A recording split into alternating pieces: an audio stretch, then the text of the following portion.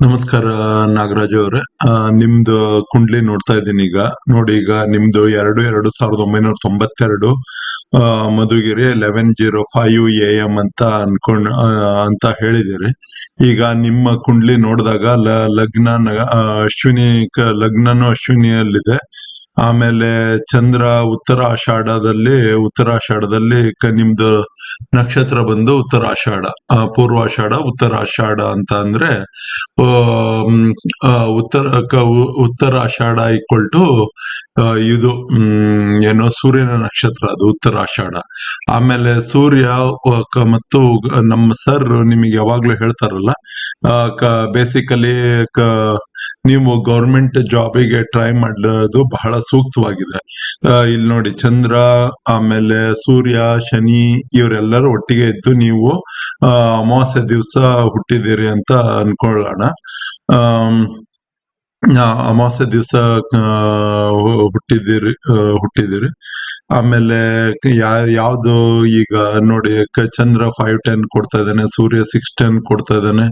ಆಮೇಲೆ ಮಾರ್ಸ್ 189, ಬುಧ 3410. ನಿಮ್ಮಲ್ಲಿ ಕೆಲಸ ಇಷ್ಟೊತ್ತಿಗೆ ಆಗ್ಲೇ ಸಿಕ್ಕಿರ್ಬೇಕಾಯ್ತು. ನೀವಿನ್ನೂ ಯಾಕೆ ಕೆಲಸ ಸಿಕ್ಕಿಲ್ಲ ಅನ್ನೋದು ನನಗೆ ಅಷ್ಟು ಗೊತ್ತಾಗ್ತಾ ಇಲ್ಲ.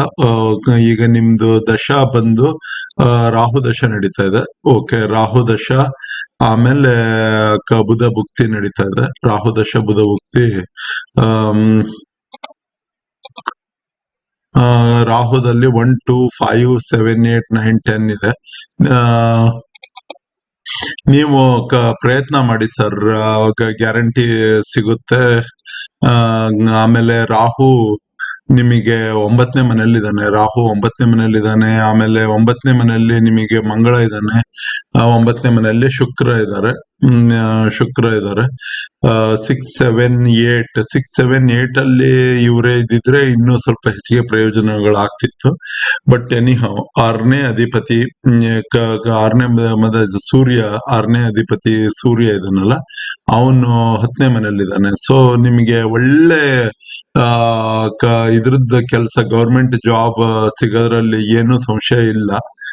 ಆದ್ರೆ 1992 ಅಂತಂದ್ರೆ ಈಗ ಆಲ್ರೆಡಿ 28 ಇಯರ್ಸ್ ಆಗಿದೆ. ನೋಡಿ, IAS ಟ್ರೈ ಮಾಡ್ತಾ ಇದ್ದೀರೋ, ಏನ್ ಟ್ರೈ ಮಾಡ್ತಾ ಇದ್ದೀರೋ, ಗೌರ್ಮೆಂಟ್ ಜಾಬಿಗೆ ಕ್ಲೀನ್ ಆಗಿ ಟ್ರೈ ಮಾಡಿ. ಡೆಫಿನೆಟ್ ಆಗಿ ಸಿಗೋದ್ರಲ್ಲಿ ಏನು ಸಂಶಯ ಇಲ್ಲ. ಬಹಳ ಪ್ರಶಸ್ತವಾಗಿದೆ.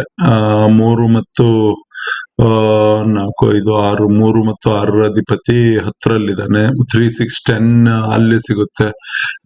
ನೋಡಿ, ನೀವು ಏನಾದ್ರೂ ಕಮ್ಯುನಿಕೇಶನ್ ರಿಲೇಟೆಡ್ ಆಗಿರ್ಲಿ ಅಥವಾ ನಿಮಗೆ 6ನೇ ಅಧಿಪತಿನೂ 10ರಲ್ಲಿದ್ದಾನೆ. ಸೊ ನಿಮ್ಮ ಎಫರ್ಟ್ ಚೆನ್ನಾಗಿತ್ತು ಅಂದ್ರೆ ಡೆಫಿನೆಟ್ಲಿ ಸಿಗುತ್ತೆ. ಆಮೇಲೆ ಬೇಸಿಕಲಿ ಗೌರ್ಮೆಂಟ್ ಜಾಬ್ ಸಿಗ್ಲಿಕ್ಕೆ ಯಾವ ರೀತಿಯಿಂದನೂ ಪ್ರಾಬ್ಲಮ್ ಇಲ್ಲ.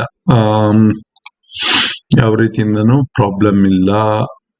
12ರ ಅಧಿಪತಿ 6ರಲ್ಲಿದ್ದಾನೆ. 12ರ ಅಧಿಪತಿ 6ರಲ್ಲಿದ್ರೆ ಅದು ವಿಪರೀತ ರಾಜಯೋಗನ ಒಂದು ಗುರು ದಶ ಬಂದಾಗ ವಿಪರೀತ ರಾಜಯೋಗ ಸಿಗುತ್ತೆ ನಿಮಗೆ 2030ಕ್ಕೆ.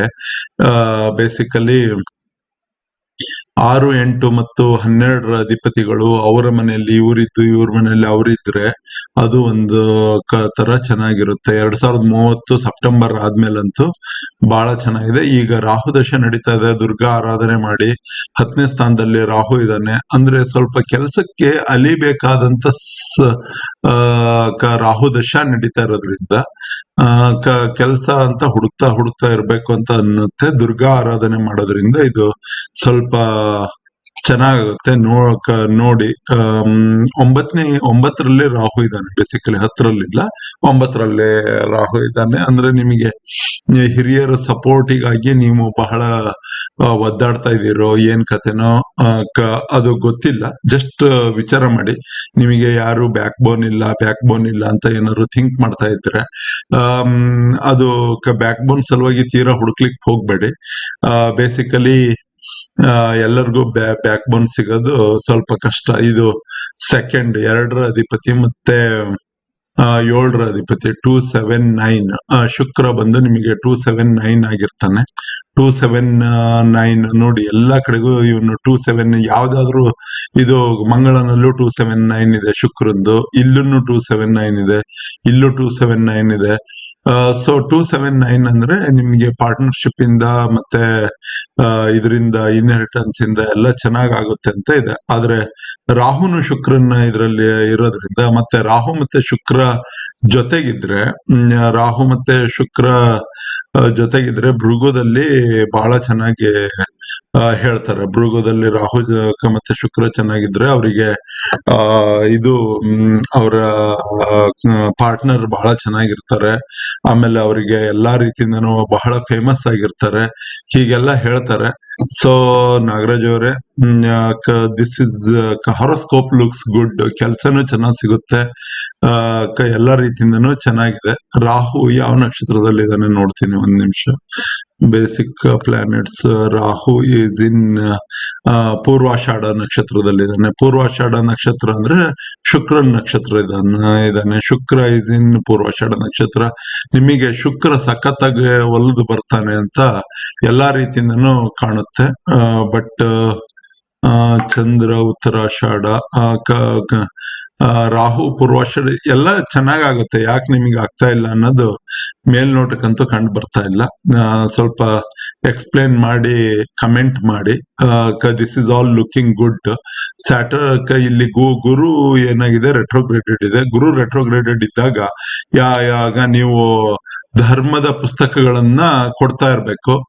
ಧರ್ಮದ ಪುಸ್ತಕಗಳನ್ನ ಕೊಡ್ತಾ ಇರ್ಬೇಕು. ಏನ್ ಮಾಡಿ, ನಿಮಗೆ ದುಡಿತಾ ಇದ್ರೆ ಎಲ್ಲ ಮಾಡ್ತಾ ಇದ್ರೆ ಸಣ್ಣ ಇಲ್ಲ ಅಂದ್ರೆ ನೀವು ಇದು ಮಧುಗಿರಿ ಅಂತ ಹೇಳಿದಿರಿ, ತುಮಕೂರು ಡಿಸ್ಟ್ರಿಕ್ಟ್ ಮಧುಗಿರಿ. ನನಗೆ ಅಲ್ಲಿ ಗೊತ್ತಿದ್ದಂಗೆ ಸಿದ್ದರ್ ಬೆಟ್ಟ ಅಂತ ಇದೆ. ನಮಗೆ ಸಿದ್ದರ್ ಬೆಟ್ಟದ ಸ್ವಾಮೀಜಿಗಳು ಬಹಳ ಚೆನ್ನಾಗಿ ಪರಿಚಯ ಇದಾರೆ. ಅಲ್ಲಿ ಹೋಗಿ ಅವ್ರು ಅಲ್ಲಿ ಇದು ಆಗಂತ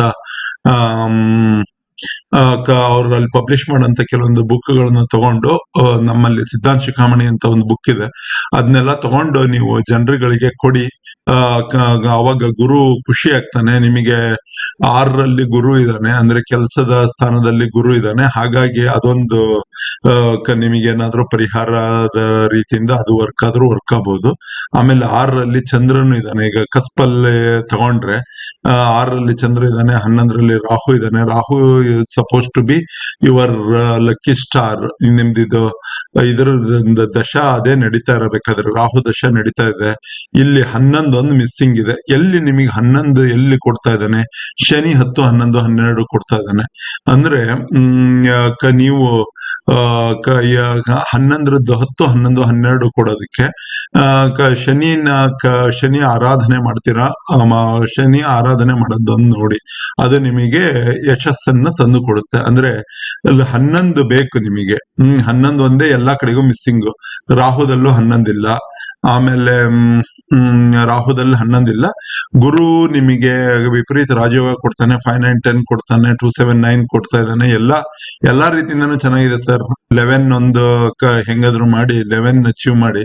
11 ಅಚೀವ್ ಮಾಡ್ಬೇಕು ಅಂತ ಅಂದ್ರೆ ನೀವು ಅಲ್ಲೇನೆ ಮಧುಗಿರಿ ಪಕ್ಕಕ್ಕೆ ಪಾವಗಡ, ಅಲ್ಲೇ ಹೋಗಿ ಶನಿಗೆ ಇದು ಪರಿಹಾರದಲ್ಲಿ ಅನ್ನೋದ್ರು ನೋಡಿ.